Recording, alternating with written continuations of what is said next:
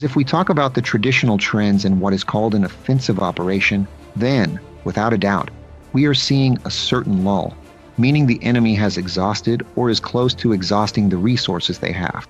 And generally speaking, according to all the rules and canons of an offensive operation, they should take an operational pause to reorganize their forces, to regroup their troops, to bring up reserves, and to replenish resources. But here, we have a situation where, I would say, we're dealing with a kind of sinusoidal tactic.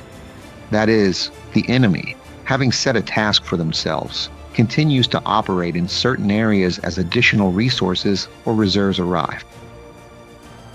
So, I can't say for sure right now that the enemy is exhausted and we can relax as well. That would be incorrect. Although, on the other hand, we are observing trends according to which, for example, in the April-May period you mentioned, we saw enemy offensive actions carried out by units of 30 to 60 people. But today, when we calculate or receive reports of combat engagements, we need to understand that a single engagement might involve just 2, maybe 4 enemy soldiers. What you're showing on the screen right now is basically also a type of combat engagement, and that's taken into account as well. Does this mean the enemy has completely exhausted its resources and won't launch further offensives? Not at all. Not at all. And as the enemy receives, even small reinforcements or resources, they still try to escalate the situation, which is why I called this a sinusoidal tactic.